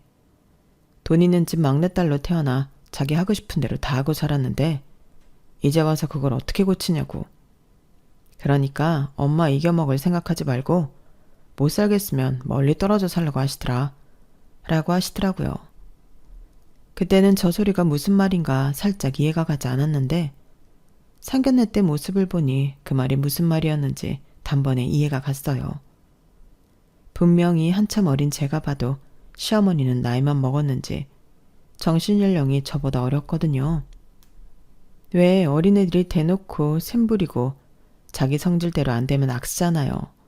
시어머니가 딱 그랬어요. 게다가 시아버님은 공무원이라 무슨 나란히 하는 집 사모님 행세는 다 하고 사셨는데 남편의 외할아버지 말씀처럼 시어머니는 저희 엄마와 다르게 편하게 살 팔자신 것 같더군요. 하지만 세상은 공평하다고 중매로 만났다는 시부모님은 사이가 그닥 좋아 보이진 않았는데요. 일단 시아버님이 시어머니를 많이 무시하셨어요. 그렇다고 시아버님이 경우가 없는 분은 아니었는데 시어머니가 워낙에 사리분별을 못하시니 애 혼내듯 시어머니한테 훈계를 하시더라고요. 그럼 또 왜 자기한테만 뭐라고 하냐고 뿔이 나셨는데 나이는 어디로 드셨나. 제가 봐도 한숨이 절로 나오는 거 있죠. 그리고 이건 좋다고 해야 하나 나쁘다고 해야 하나 살짝 헷갈리는데 시어머니는 아무리 30년 가까이 시아버님과 살아서도 시아버님을 엄청 좋아하셨어요. 아니, 사랑받고 싶은 마음이 굉장히 컸는데 당신 욕심대로 세상의 모든 관심을 혼자 다 받아야 직성이 풀리셨죠. 그런데요, 미리부터 고백하자면 저는 시어머니가 저렇게 심각한 줄 몰랐는데요. 만약 미리 알았다면 절대 남편과 결혼하지 않았을 거예요. 제 스스로 무덤을 팔 만큼 제가 모자라진 않거든요. 하지만 그때는 정말 몰랐고 그저 시아버님의 사랑과 아들의 사랑을 독차지하고 싶어하는 특이한 분이라고만 생각했는데 어쩌면 사랑에 눈이 멀어 거기까진 안 보였는지도 모르겠네요. 처음엔 그저 그렇다고 생각했던 남편이었는데 막상 좋아하는 감정이 생기고 나서부터는 주체가 되지 않았거든요. 게다가 늘 바쁜 친정엄마의 부재로 저는 표현은 하지 않았지만 많이 외로웠고 남편과 만나면서 그런 외로움이 더 많이 채워졌는데 자상하고 저보다 더 세심한 남편에게 저는 정말 푹 빠져 있었어요. 그리고 당시 일식집에서 일을 하던 남편은 저한테 맛있는 음식도 많이 만들어줬는데요. 내가 결혼만 하면 평생 자기 맛있는 것만 만들어줄게. 자기는 주방에 들어올 생각도 하지 마. 이렇게 말을 하는데 어느 여자가 안 넘어가겠냐고요. 그리고 그때는 저도 남편과 하루빨리 결혼하고 싶은 마음이 컸는데 상견례 자리에서 생각지도 못했던 엉뚱한 일이 터지고 말았어요. 글쎄 시부모님이 다른 자리도 아니고 상견례에서 부부싸움 비슷하게 투닥거리셨는데 그 이유가 저와 저희 엄마 때문이었죠. 이게 무슨 말이냐 하면 시아버님의 배려심과 자상함이 문제의 시작이었는데요. 아무래도 남편 없이 혼자 참석한 저희 엄마를 시아버님이 배려해 주신 게 시어머니 눈에는 거슬렸나 보더라고요. 게다가 결혼 허락을 받으러 갈 때부터 저를 마음에 들어 하시고 좋아해 주셨던 시아버님을 시어머니는 탐탁치 않게 생각하셨어요. 그래서인지 초면임에도 불구하고 시어머니는 기회는 이때다 하시며 저와 저희 엄마를 한꺼번에 깎아내리셨어요. 그나저나 딸은 엄마 팔자 닮는다고 하던데 우리 사이는 괜찮을까 모르겠어요. 듣자 하니 사별이 아니고 이혼하신 거라면서요. 그럼 남편분과는 어떻게 지내고 계세요? 제가 경험이 없어서 이혼한 부부에 대해서는 잘 몰라서요. 당신 그게 도대체 무슨 경우 없는 말이야? 조용히 못해. 내가 뭘 어쨌다고 이래? 경우가 없다고? 내가? 내가 뭐 결혼을 안 시키겠다고 한 것도 아닌데 당시야말로 왜 이렇게 오바를 해? 나는 그냥 걱정돼서 그러는 거야. 둘이 잘 살아야 하는데 혹여라도 뒤늦게 장인이라는 사람이 나타나면 어떡해? 그리고 애들도 이혼하겠다고 할까봐 걱정이 되지. 당신 제정신이야? 아직 결혼도 안 했는데 무슨 이혼할까봐 걱정을 해? 사돈 앞에서 못하는 소리가 없어. 아닙니다. 걱정되실 수도 있죠. 그런데 사부인 걱정하실 필요 없습니다. 저 다희 아빠랑 헤어지고 단 한 번도 본 적 없어요. 어디서 살았는지 죽었는지 지금도 모르고 살거든요. 이제 와서 나타날 일 절대 없으니 마음 놓으세요. 아이고, 그게 마음처럼 되나요? 그래도 다희 아빠잖아요. 나중에 늙고 병들면 자식 찾아올 수도 있죠. 그렇게 두지 않습니다. 애당초 아빠 노릇한 게 없는 인간인데 제가 그 꼴은 절대 못 보죠. 그리고 그 사람 얘기는 좋은 얘기는 아니라서 이만하시는 게 어떨까요? 애들 결혼시키기 위한 좋은 자리잖아요. 사부인이 걱정하는 일은 제가 장담하는데 절대 없습니다. 아유, 죄송합니다. 이렇게까지 말씀하시는데 저희야 당연히 믿습니다. 당신 뭐해? 죄송하다고 해야지. 그리고 사부인, 이 사람이 가끔 이렇게 생각 없이 말을 하는데 이해해 주세요. 당신은 무슨 죄 졌어? 뭘 자꾸 죄송하다고 하고 이해를 해달래? 상견례는 이런 거 저런 거 허심탄회하게 다 이야기하는 자리야. 애들 결혼하고 문제 생기면 안 되니까. 그리고 왜 자꾸 나만 사돈 앞에서 까내려? 당신 진짜 계속 이럴 거야? 좋은 자리에 나와서 왜 이래? 죄송합니다. 저희가 이렇게 살아요. 그나저나 저희 아들한테 들었는데 정말 대단하십니다. 무슨 보험왕이시라면서요? 네? 아유, 왕은 무슨 그냥 먹고 살려고 열심히 하다 보니까 그렇게 됐네요. 저는 우리 딸 잘 키울 욕심밖에 없었거든요. 그래서 아빠 없이 키웠지만 부족함 없이 키우려고 노력 많이 했는데 그래도 부족한 게 많을 겁니다. 성에 차지 않아도 예쁘게 봐주세요. 여부가 있을까요? 차고 넘치게 너무 감사하기만 한걸요. 이렇게 귀하게 키운 딸을 저희 아들한테 주셔서 감사합니다. 이제 한 가족이니 우리 자주 봐요. 어머머? 무슨 사돈지간끼리끼리 자주 봐. 당신 진짜 왜 이래? 오늘 왜 이렇게 오바를 하는 건데? 죄송했다가 감사했다가 아주 난리도 아니네. 당신이 자꾸 이러니까 우리가 미치는 것 같잖아. 저기 사돈, 저는 솔직한 사람이라서 그냥 편하게 얘기할게요. 저는요, 원래 걱정이 많은 사람이에요. 엄마 마음이 다 그런 거잖아요. 이왕이면 좋은 집에 장가 갔으면 하는 마음이요. 하지만 자식 일이 내 마음대로 되는 것도 아니고 또 지들이 좋아 죽겠다고 하니까 그냥 시키는 건데 이거 하나만 꼭 알아주세요. 이 사람은 다혜가 너무 좋다고 하지만 저한테는 부족한 며느리짜리입니다. 저도 희망사항은 있을 수 있잖아요. 그래도 서로 노력하며 잘 지낼 테니 우리 아들 잘 좀 대해주세요. 요즘은 사회가 백년 손님이 아니라 처가 머슴이라고 하던데 저는 절대 그 꼴을 못 보거든요. 그런 생각까지 하셨어요? 사부인도 참. 걱정하지 마세요. 절대 머슴으로 쓰지 않겠습니다. 그리고 사부인이 솔직한 분이라고 하시니 저도 편하게 말씀드려도 될까요? 저 역시도 형우가 썩 마음에 들진 않았어요. 저도 희망사항이 있을 수 있잖아요. 저 역시도 이왕이면 우리 딸 좀 더 편하게 살 수 있도록 해주는 사위를 보고 싶었거든요. 그런데 둘이 좋아 죽겠다고 하고 또 내 사위라고 생각하지 이젠 이뻐 보이더라고요. 그러니 사부인도 내 며느리라고 생각하고 이뻐해 주셨으면 좋겠습니다. 서로 노력해야죠. 그래야 애들도 양가 눈치 안 보고 지들끼리 행복하게 살 거고요. 그날 저는 새삼스럽게 저희 엄마의 언변에 깜짝 놀랐어요. 분명 시어머니는 저희 엄마 기분 나쁘라고 시비를 건 걸 텐데 그 말을 저렇게 멋지게 받아치다니 제가 나설 필요도 없었는데요. 시어머니는 말발로 되지 않다는 걸 느꼈는지 얼굴만 시뻘개져서 냉수만 들이켰고 시아버님은 역시 보호망이라고 하시더니 말솜씨가 대단하십니다. 아무래도 다혜가 엄마를 닮아서 똑부러지나 보네요. 허허. 라며 연신 웃기만 하셨는데 그러자 시어머니 표정은 더 울그락불그락해지셨어요.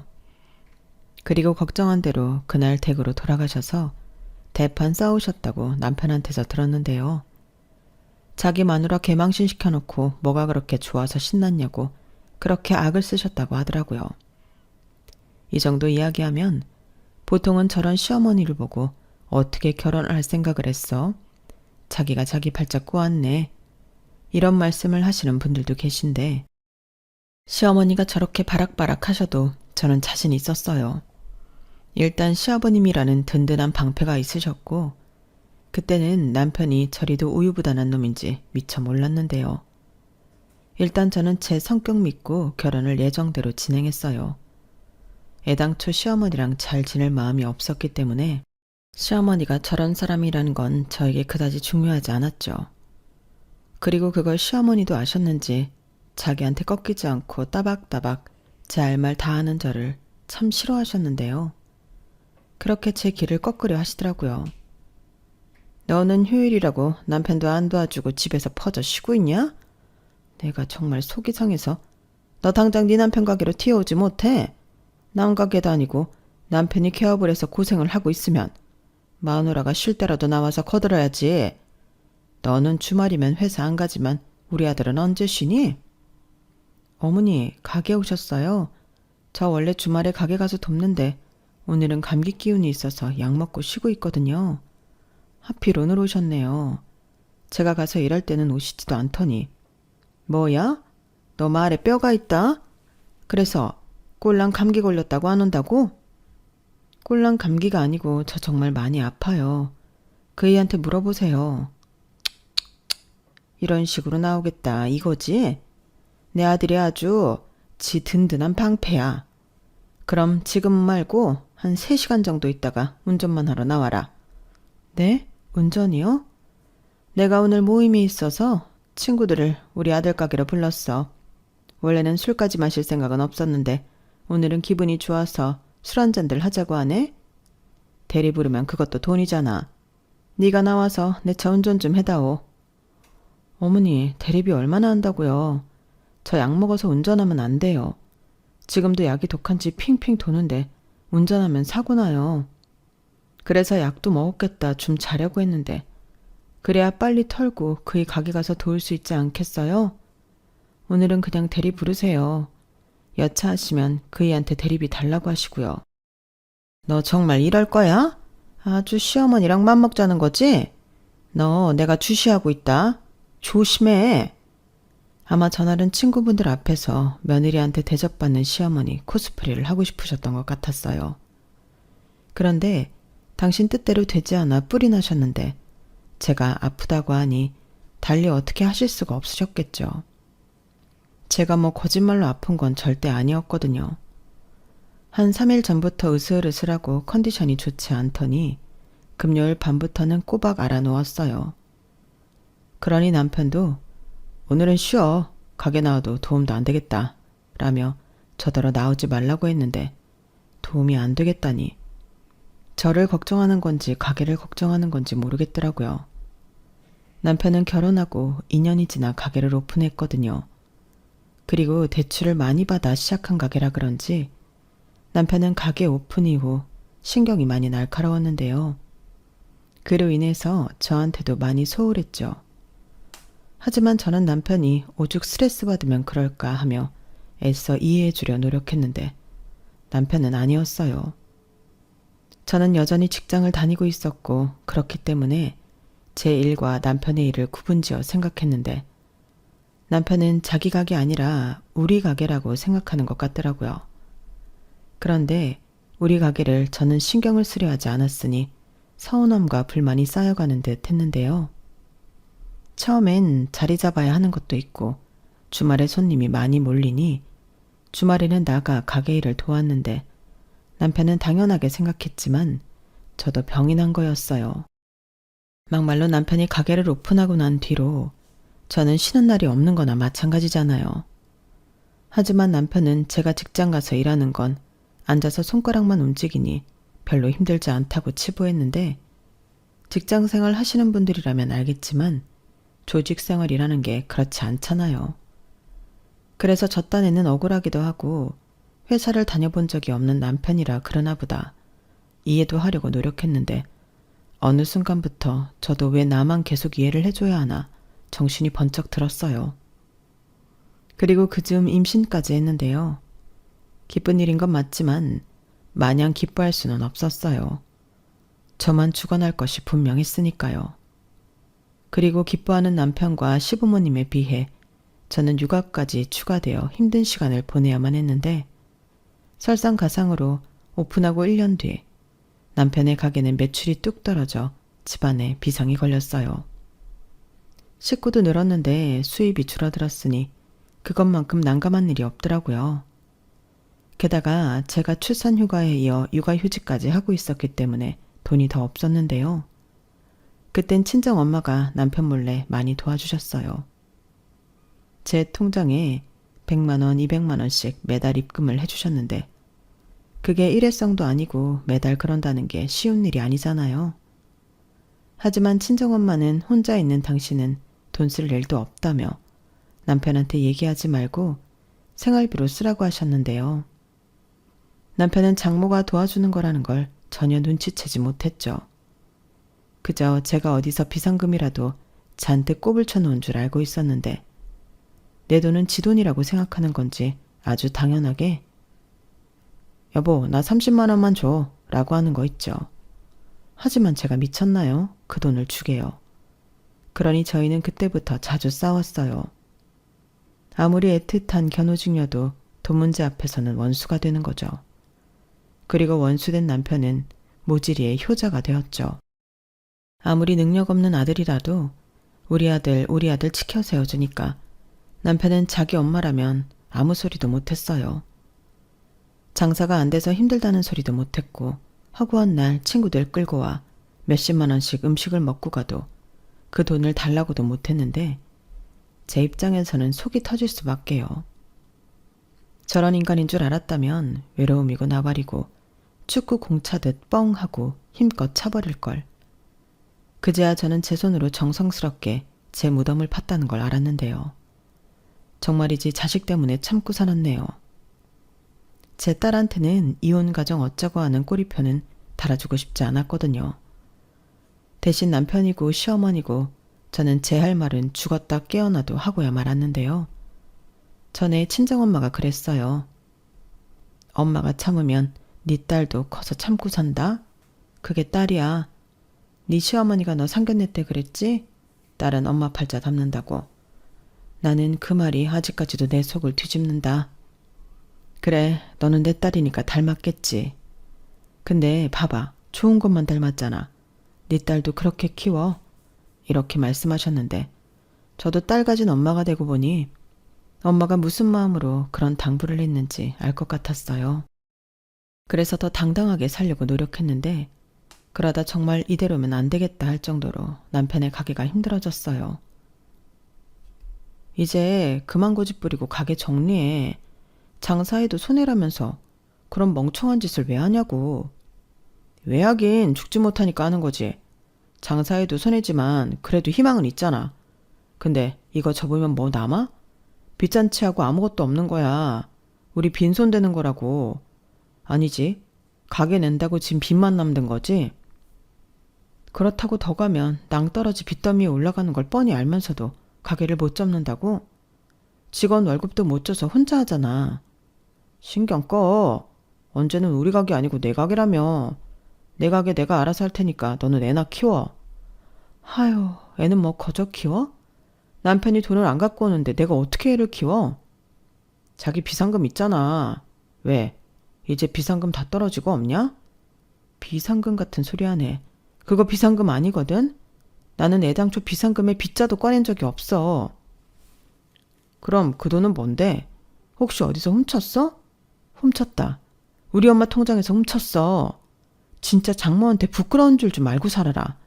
아니면 당신만 좋다는 어머니한테 가서 돈 좀 달라고 해. 왜 여기서 우리 엄마 얘기가 나와? 너는 뭐 알고 썼냐? 장모님은 돈도 많아. 아직도 보험이 잘 되나 보지? 그럼 이참에 푼돈 말고 목돈이라도 좀 달라고 해봐. 하나뿐인 딸인데 혹시 알아? 해줄지. 미쳤네. 그 입 안 닫아? 학교 다닐 때 염치라는 건 안 배웠냐? 뭐야? 너 지금 나 무시하냐?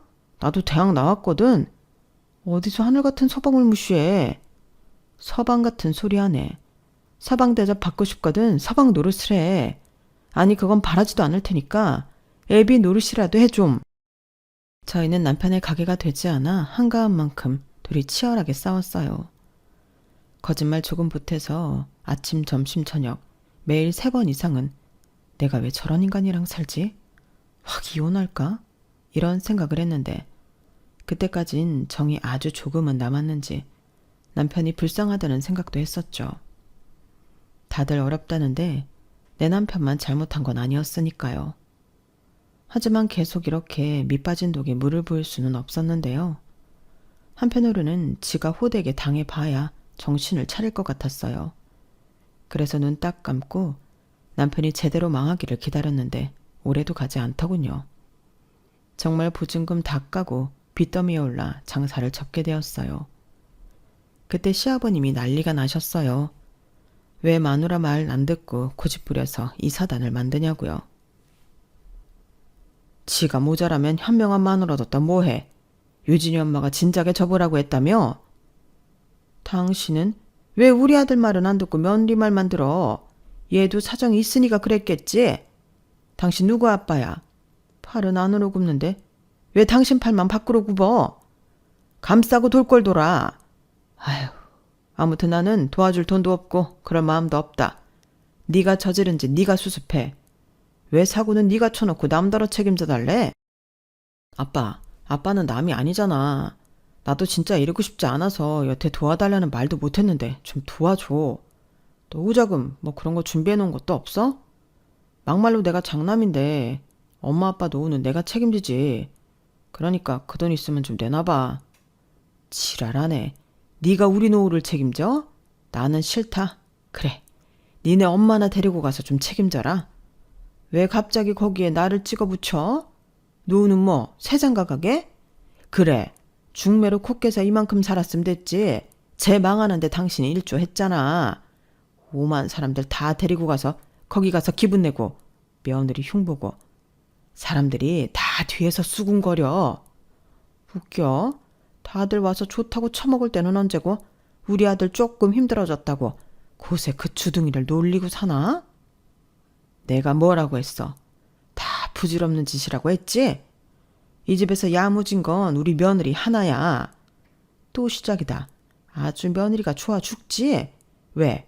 며느리가 당신 첫사랑이랑 닮았니? 처음부터 수상하다 했어. 왜 그렇게 챙겨? 왜 그렇게 예뻐해? 아니다. 제 엄마한테도 그랬지? 뭐야? 왜 그래? 뭔 개소리야? 왜 사람 이상한 놈 만들어? 나는 성실하고 열심히 사는 사람 다 좋아해. 여태 나랑 살아놓고도 아직도 그걸 몰라. 당신 그거 자격지심이야. 당신이 그렇게 못 사니까 그런 사람들 괜히 까내리는 거지. 지금 생각해도 참 골이 아픈 집구석이었어요. 그나마 정상은 시아버님 한 분이셨는데 남편은 왜 하필 시어머니를 닮았는가 짜증이 나더라고요. 그리고 결국 시아버님은 남편을 도와주지 않으셨어요.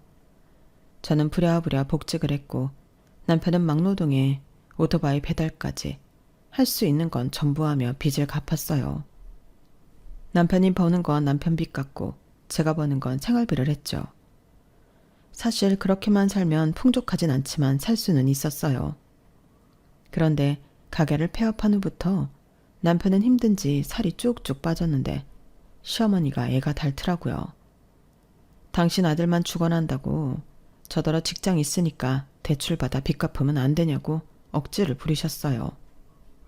너는 네 남편 저렇게 힘들어도 괜찮냐? 제가 뭐 도박을 했어. 식구들 먹여 살리려고 가게 하다가 생긴 빚인데 네가 좀 대출받아서 갚아줘도 되지. 왜 야박하게 선을 긋냐?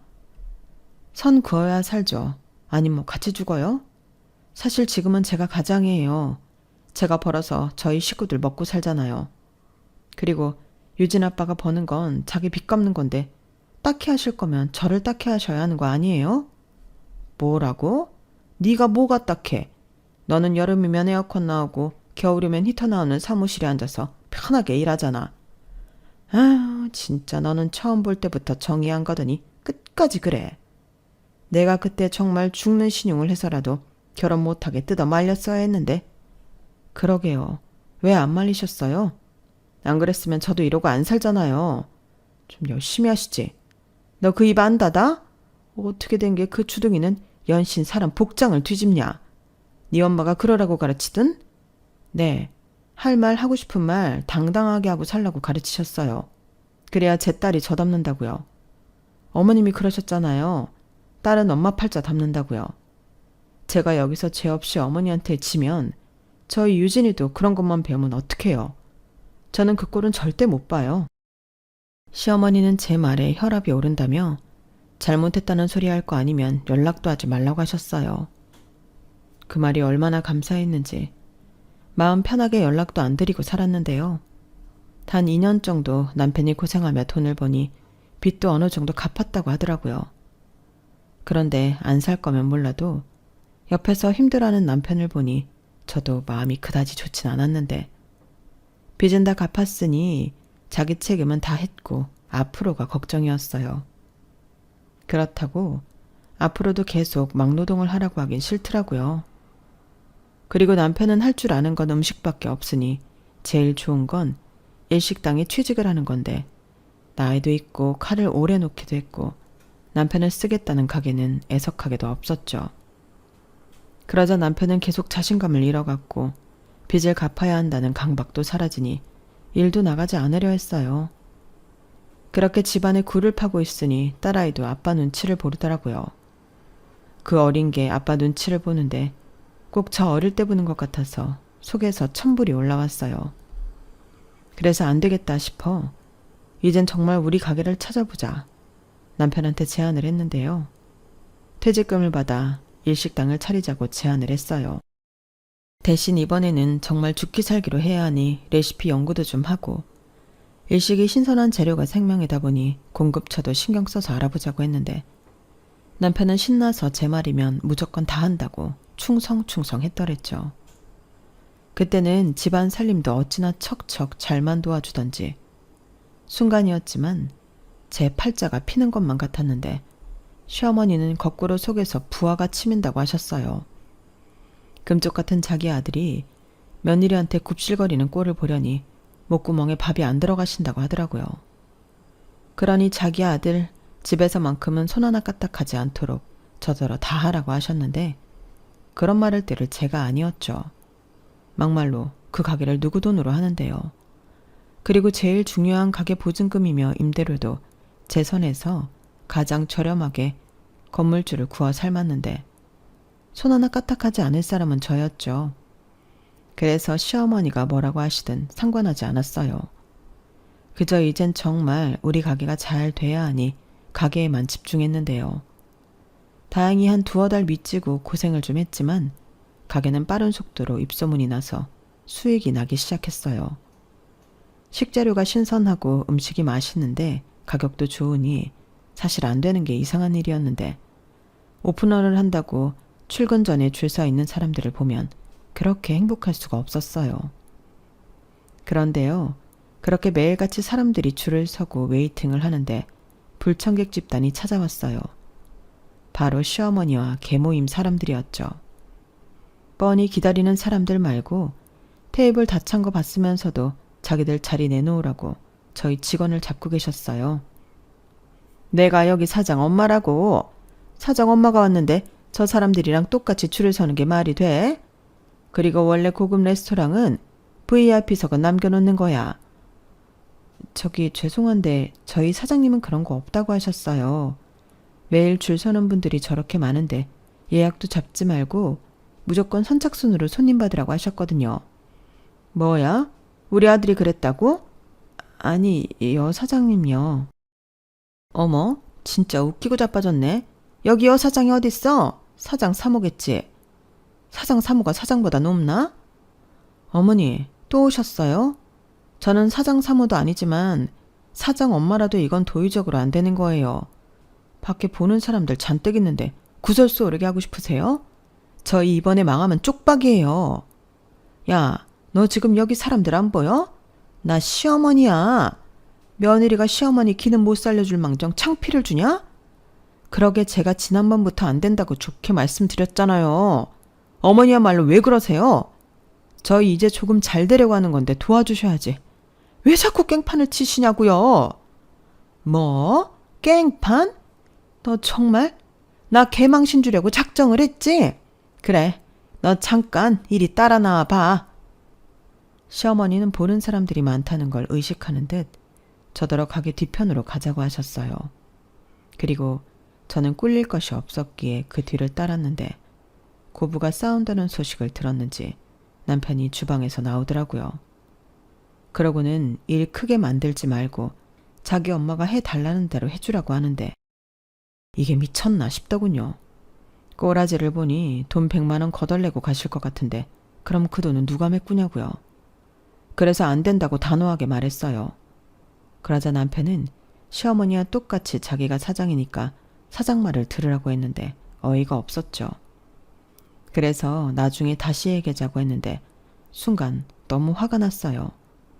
살려달라고 해서 구해줬더니 보따리를 넘어 제 것까지 탐을 내는 격이잖아요. 그리고 시어머니를 만나고 돌아온 순간 저는 결정을 내려야 했는데요.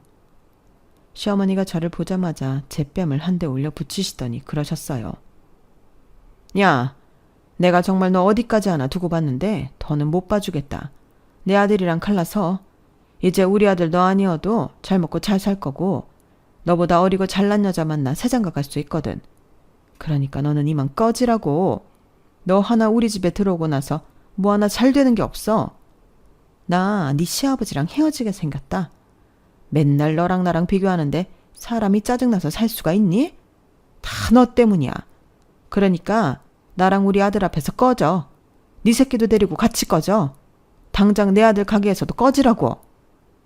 이렇게 악에 바치셔서 고래고래 소리를 치시더라고요. 저는 그 말을 듣는데 어이가 없어서 웃음이 나왔어요. 지금 저를 붙잡아도 될까 말까인데 꺼지라고 하다니 이 사람들이 정말 간이 배밖에 나왔나 싶었죠. 그래서 후회하지 않으시겠냐고 재차 확인하니 후회는 개뿔? 내가 왜 후회를 하니? 너만 나가면 알턴이가 빠진 것 같아서 살 것 같을 거다. 그러니까 하루빨리 갈라서. 이렇게 친히 시어머니는 당신의 뜻을 확고히 하셨는데요. 저는 흔쾌히 알겠다고 했어요. 그리고 친정 엄마한테 바로 전화를 걸었는데 시어머니 들으시라고 아주 큰 소리로 통화를 했죠. 스피커폰으로요. 엄마, 나야. 우리 시어머니가 나더러 정서방이랑 헤어지라고 하네. 내가 너무 싫대. 그래서 우리 유진이도 데리고 꺼지래. 그러니까 엄마, 우리 가게 당장 빼. 정서방은 그 잘난 자존심에 장목 건물에 거의 공짜로 가게 오픈한 것도 자기 엄마한테 말 안 했나 봐. 나도 정말 지긋지긋하다. 그냥 이혼하고 엄마처럼 우리 딸 열심히 키울래. 그게 훨씬 낫겠어. 뭐야? 그 인간들이 진짜 너한테 그랬단 말이야? 아주 호강에 겨워 요강에 똥을 싸지. 내가 그 가게 빼주려고 얼마를 손해봤는데 내가 사위 이뻐서 그 자리 가게를 줬나? 내 딸 살라고 해줬지. 알겠다. 당장 그놈의 가게부터 빼야지. 너 미련 갖지 말고 당장 나와. 뭐냐? 지금 뭐 하는 거야? 이 가게가, 아니 이 건물이 사부인 거였어? 아니 어떻게 그런 말 없었잖아. 네 엄마 언제 건물 샀니? 아니 어떻게 건물을 사? 보험 팔아서 건물을 샀다고? 보험도 팔고 열심히 재테크도 하시고 그래서 재작년에 이 건물 사셨어요. 원래는 이 1층 고깃집 들어오는 거였는데 저희 엄마가 위약금 세게 물어주고 저희 가게 내주신 거거든요. 유진 아빠가 그런 말은 일절 안 했죠. 싫은 말도 못하지만 자기 자존심에 남한테 꿀리는 말도 못하는 모질이니까. 그래도 그렇지 어머니는 아들이 무슨 돈이 있어서 이런 가게를 차렸다고 생각하셨어요? 이거 재퇴직금 올인한 거고 저희 엄마가 보증금의 월세까지 완전 대폭 할인해 주셔서 하는 거였어요. 근데 어째요? 헤어지라고 하셨고 저도 더 살 마음 없고 이제 네 거니까 제대로 갈라서 이혼할게요. 그래서 하는 말인데 여기서 꺼질 사람은 제가 아니거든요. 아주머니가 아들 데리고 나가세요. 어차피 저희 주방에 직원들이 있어서 괜찮아요. 설마 이런 일 생길까봐 제가 비싸도 일식 셰프들 데리고 왔거든요. 뭐라고? 아니 나는... 시어머니는 아까까지만 해도 소리 지르며 잘만 떠들더니 갑자기 말을 더듬기 시작하셨어요. 그리고 똥마려운 강아지 마냥 어쩔 줄을 몰라 하셨는데 남편이 불안했는지 모습을 나타내더라고요. 그리고는 저한테 쩔쩔매는 자기 엄마를 보고 저한테 확인도 하지 않고 화를 냈는데 시어머니는 그러지 말라고 말리고 남편은 기세등등하게 저한테 몰아붙이고 가관도 아니었어요. 그리고 그런 장면은 가게 CCTV에 고스란히 찍혔는데요. 남편도 모든 사실을 알고는 자기 엄마를 원망하며 좌절했어요. 그리고 협의 이혼 안 하면 소송하겠다고 하니 남편이 매달리고 난리도 아니었어요. 당연히 그랬겠죠. 쥐뿔 아무것도 없는 남편이 제가 없으면 밥이나 먹고 살겠어요? 게다가 시부모님도 이혼이 임박인데 벌이도 없는 자기 엄마랑 뭐 어쩌고 살게요? 그러니 죽자 살자 저한테 매달리기 시작했는데 이미 확고하게 마음을 먹은 저를 설득할 수는 없었어요. 그리고 한번 마음먹으면 빠꾸가 없는 저희 엄마 성격상 가게부터 정리시켰는데요. 계속 장사하고 싶으면 제대로 보증금이랑 월세 내놓으라고 하니 지가 사장이라고 뻐길 때는 언제고 남편은 아무 말도 못했어요. 결국 제가 이혼 소장을 보내니 남편은 알겠다고 빈손으로 쫓겨났어요. 시아버님이 시어머니한테 방 얻어 살라고 1,000만 원을 위자료로 줬다고 하더라고요. 그러니 남편은 그 집으로 들어가게 되었는데 당장 돈 버는 사람이 없으니 남편이 죽어도 다시 하기 싫다던 막노동을 다시 하게 되었어요. 그리고 틈틈이 저를 찾아와 빌고 또 시어머니 역시 부빌 때는 저밖에 없어 미안하다 사정사정 했는데 기가 막혔네요. 아가 미안하다. 내가 그때는 귀신에 씌었나 봐. 아 내가 미쳤지. 너 같은 애가 또 어딨다고. 너한테 할 말 없다. 정말 미안해. 네가 우리 아들 한 번만 봐주면 다시는 내가 너한테 안 그러마. 정말이야. 막말로 우리 아들이 잘못한 건 없지 않니? 다 부족한 나 때문이지. 내가 니들 앞에 안 나타날게. 죽은 듯 살게. 그러면 되잖니. 아니다. 내가 니네 엄마한테도 가서 빌게. 사실은 부러워서 그랬어. 쥐뿔 아무것도 없는 여자가 돌도 잘 보고 당당하니까 배알이 꼬여서 미안하다.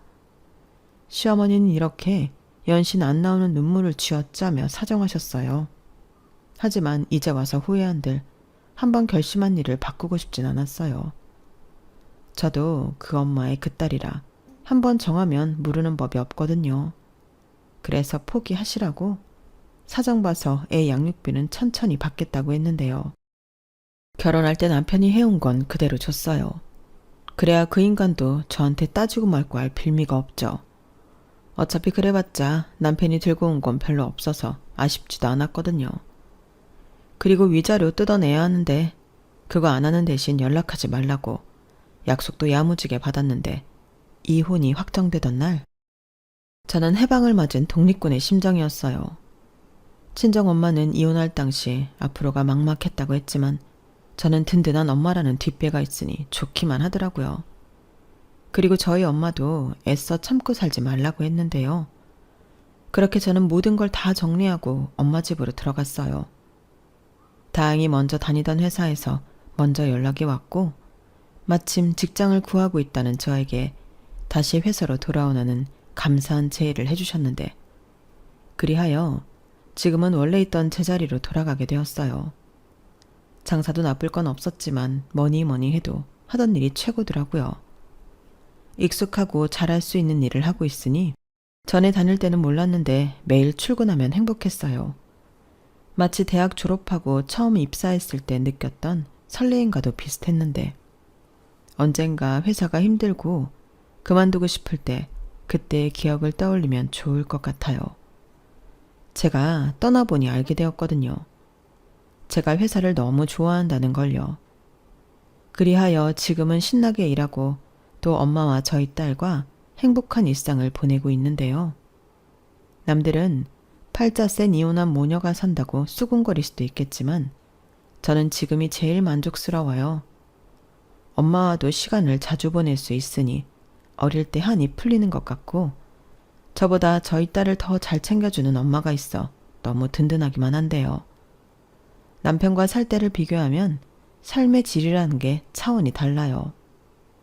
매일 엄마가 해주는 맛있는 밥을 먹고 밤마다 엄마와 TV 드라마도 보고 수다도 떨고 하루를 마감하는데 이보다 더 좋을 수가 없는 거 있죠.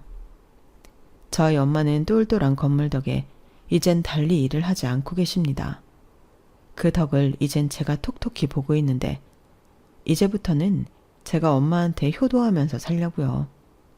그저 저희 엄마는 건강하기만 오래오래 사셨으면 좋겠는데 이제부터는 못해본 거 전부 다 하고 많은 추억을 만들며 살아갈 거예요. 딸은 엄마 팔자 닮는다는 말 사실 별로 듣기 좋은 말은 아니었는데 저는 당당하게 이렇게 말하고 싶네요.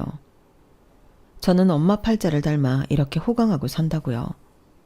반면 전 남편은 누굴 닮았는지 고생만 옴팡지게 하며 살고 있는 것 같은데 평생 그렇게 저라는 복덩이를 놓친 걸 후회하고 살았으면 좋겠습니다. 이상 제 사연은 여기까지였어요. 사연이 쓰다 보니 많이 길어졌는데 끝까지 들어주셔서 감사해요. 추운 계절이 지나고 어느덧 따뜻한 봄이 찾아오듯 여러분들의 인생에도 따뜻한 온기가 가득하시길 진심으로 바라며 안녕히 계세요.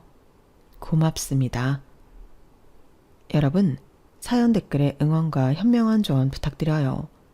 좋아요와 구독은 저에게 큰 힘이 됩니다. 오늘도 좋은 일 가득하세요.